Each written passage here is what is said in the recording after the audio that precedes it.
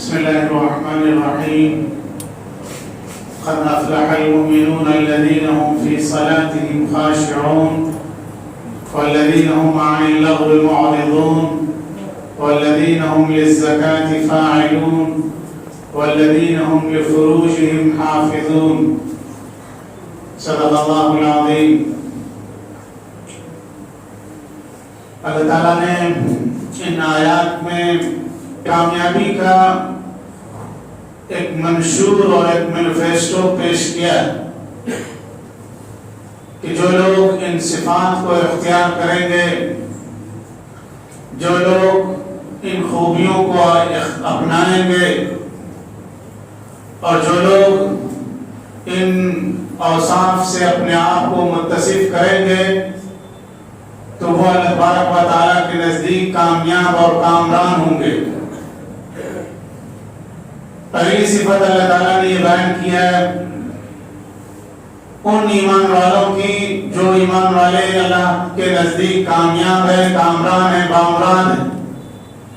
فرمایا قد افلح المؤمنون الذین هم فی صلاتهم خاشعون، وہ ایمان والے کامیاب ہیں جو نماز کو خشوع و خضوع کے ساتھ ادا کرتے ہیں۔ نماز دو طرح کی ہوتی، ایک نماز جسمانی ہوتی ہے، ایک نماز روحانی ہوتی، ایک فزیکلی ایکسرسائز ہوتی اور ایک نماز وہ ہوتی ہے جس کا تعلق آسمان سے ہوتا ہے۔ حدیث شریف میں آیا کہ بہت سے لوگ نماز پڑھتے ہیں لیکن ان کی نماز مقبول نہیں ہوتی، اس لیے کہ وہ نماز روح سے خالی ہوتی ہے، اس کے اندر کوئی اسپرٹ نہیں ہوتی۔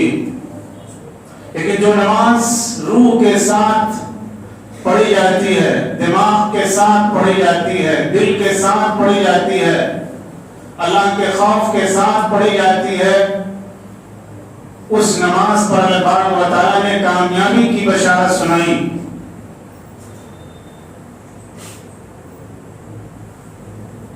تو نماز میں اصل چیز خشوع خضوع ہے۔ ہم نماز پڑھتے ہیں اور جیسے ہی نیت باندھتے ہیں دنیا کے سارے کام ہمارے دماغ میں گھومنے لگتے ہیں۔ اس نماز سے ہمیں کامیابی نہیں ملے گی۔ نماز کے لیے خشوع خضوع ہونا چاہیے، نماز کے لیے دل اور دماغ کا متوجہ ہونا ضروری ہے، نماز میں دل کا حاضر ہونا ضروری ہے۔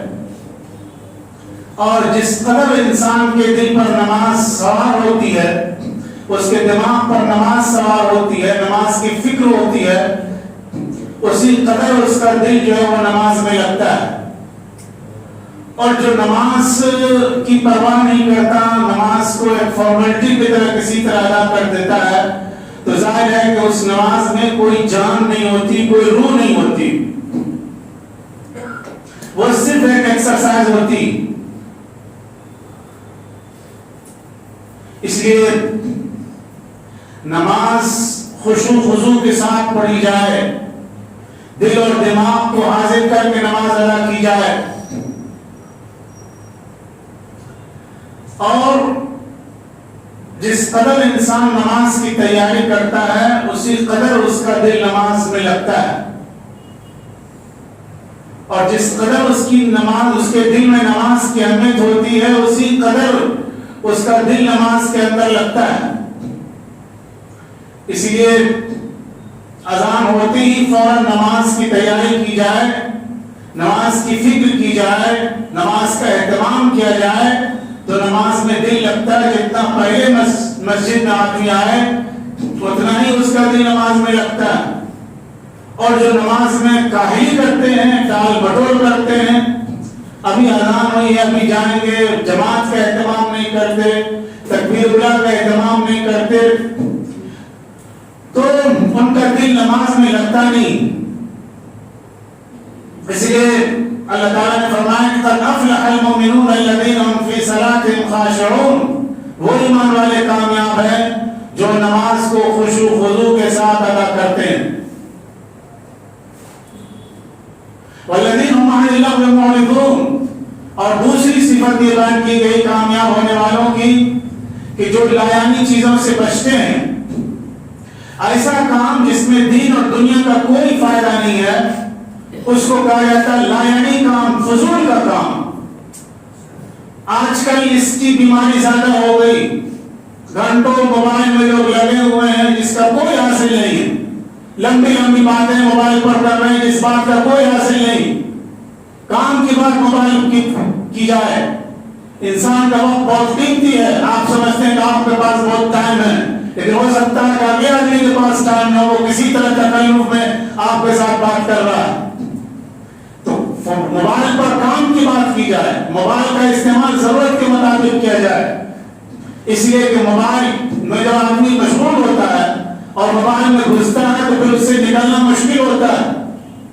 تو سب سے زیادہ جو لایانی چیز ہے اس وقت وہ موبائل ہے، جس کے بارے میں ہم لوگ کچھ بھی نہیں سوچتے اور بے دھڑک اور بے تحاشا موبائل کا استعمال کرتے ہیں اور دوسروں کو بھی اس میں ٹینشن میں ڈالتے ہیں۔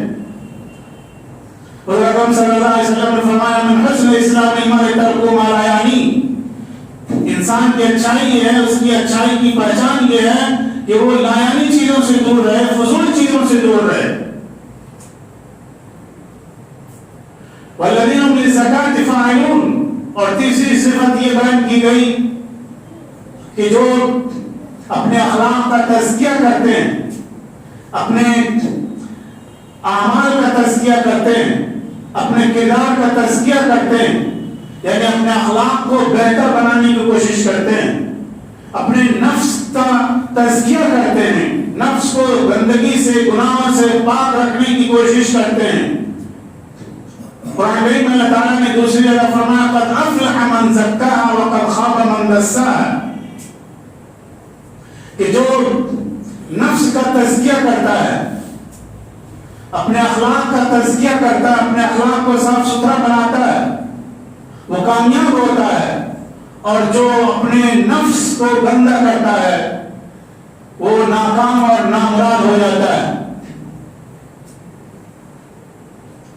فرمایا گیا کہ والذین هم للزکاة فاعلون، جو اپنے اخلاق کو بہتر بنانے کی کوشش کرتے ہیں، اپنے نفس کو پاک صاف کرنے کی کوشش کرتے ہیں، اپنے اندر کو بہتر بنانے کی کوشش کرتے ہیں، وہ لوگ کامیاب ہیں۔ آج ہم کیا کرتے ہیں کہ ہمارے کپڑے بہتر ہوں، اس پر ہمارا پورا فوکس ہوتا ہے، ہمارے جوتے برانڈیڈ ہو، ہماری گاڑی جو وہ لگژری ہو، ہمارا ہاؤ بھاؤ جو بہت عالیشان ہو، اسی میں ساری فکر ہماری ہوتی رہتی، اسی میں سارا دماغ چلتا رہتا ہے۔ ہمارا لک جو کتنا اچھا ہونا چاہیے، ہمارے کپڑے کتنے اچھے ہونے چاہیے۔ قرآن کہتا ہے کہ جو اپنے اندر کو بہتر بنانے کی کوشش کرتا ہے، اپنے نفس کو، اپنے دل کو، اپنے دماغ کو، اپنے اخلاق کو، اپنے کیریکٹر کو بہتر بنانے کی کوشش کرتا ہے، وہ کامیاب انسان ہے۔ اور بہتر انسان وہ ہے جس کے کردار اچھے ہوں، جس کے اخلاق اچھے ہوں۔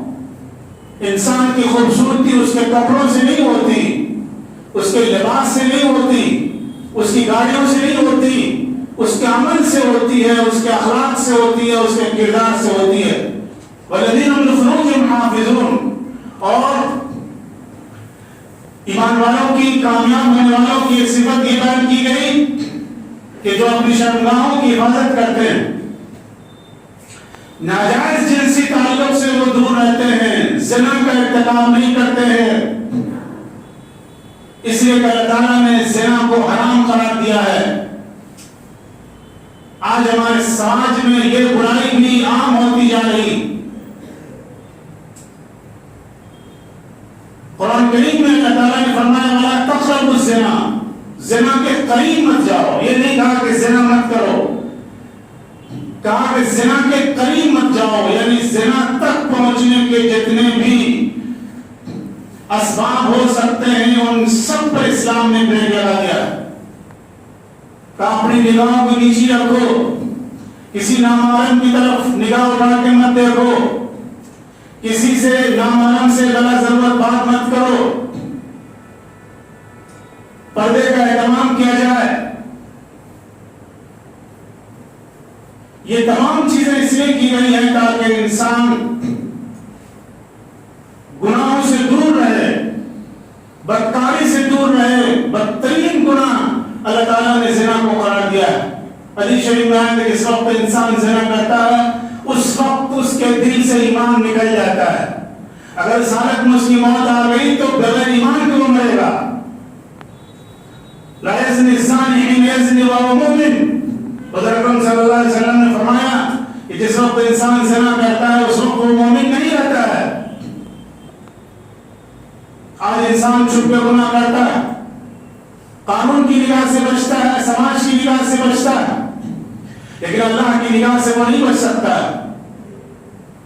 فرمایا والذین هم للزکاة فاعلون والذین هم لفروجهم حافظون الا على ازواجهم وما ملكت ايمانهم فانهم غیر ملومین۔